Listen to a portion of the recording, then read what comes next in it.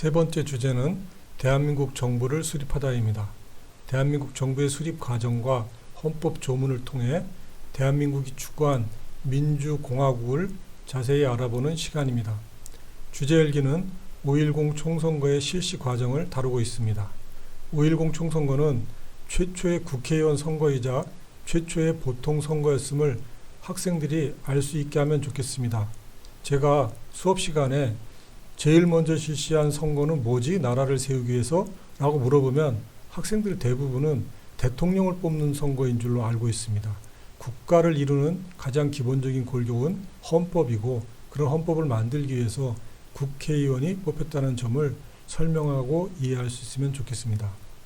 당시에는 선거권이 있는 유권자 중에서도 등록자만이 투표를 할 수 있었습니다. 그래서 총 유권자의 79.8%가 선거를 하겠다고 등록하였습니다. 그리고 이들 중 95.2%가 참가해서 실제 투표율은 71.6%였습니다.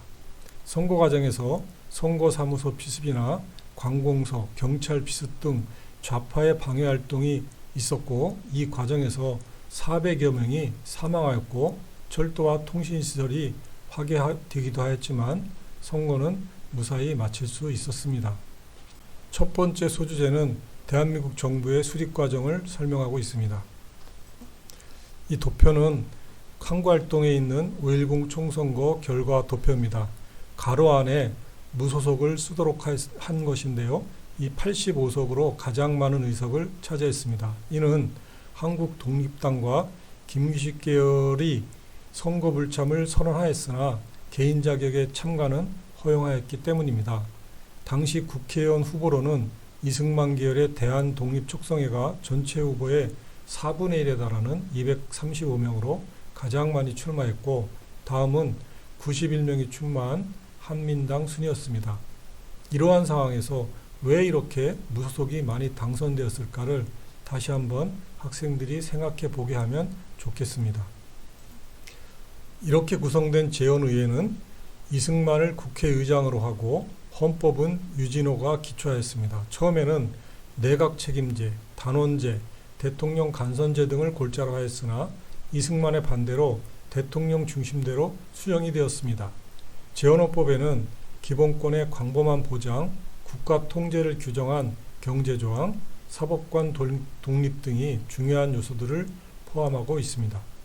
이 부분은 역사 토파보기에서 자세히 설명을 하고 있습니다.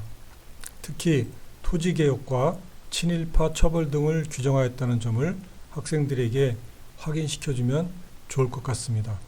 그리고 이 내용은 정리하고 역량 키우기 3번 문제와 연결해서 다시 한번 정리해 볼 수 있으면 좋을 것 같습니다. 대한민국 정부 수립과 관련하여서는 최근 몇 가지 논란이 있습니다. 그중 하나가 대한민국 정부 수립이 맞느냐, 대한민국 건국이 맞느냐는 것입니다. 이 부분의 쟁점은 대한민국 임시정부를 어떻게 규정하는지와 관련이 있습니다. 사진은 1948년 9월 1일에 발행한 대한민국 최초의 관보입니다. 이 관보에 대한민국 헌법이 게재되어 있는데 여기에서 연호를 대한민국 30년 9월 1일로 쓰고 있습니다. 이처럼 당시 신문이나 사진 자료 등에 나와 있는 것을 참조한다면 이러한 논란이 어떨 것인가 이해를 할 수 있을 것으로 생각됩니다. 두 번째 소주제는 북한 정권은 어떤 과정을 거쳐 수립되었을까입니다. 북한은 1946년도로 본격적으로 정부 수립을 준비했습니다.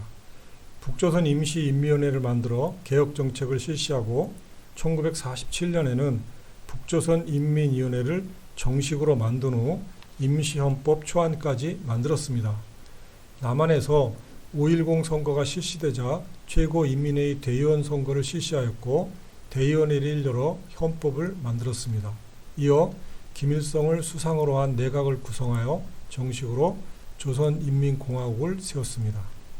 북한은 대의원 선거가 남한에서도 비밀리에 실시되었고 당선된 대표들이 북한에 입국해서 최고인민위원회에 참가했다고 주장하고 있습니다. 결국 준비는 먼저 했지만 남한에서 먼저 정부를 세우니 자기들도 할 수 없이 세웠다는 명분을 만든 것입니다. 마지막 소주제에서는 분단이 한반도에 미친 영향을 설명하고 있습니다. 대한민국 정부가 수립된 후 대통령이 된 이승만은 여수 순천 11구 사건, 국가보안법 등을 통해 공산주의자는 철저히 탄압할 것을 분명히 하였습니다. 이처럼 남과 북은 정부를 세운 후 상대와 대립각을 세우면서 민중을 겁박하여 독재 정권을 장기간 유지할 수 있었던 것입니다.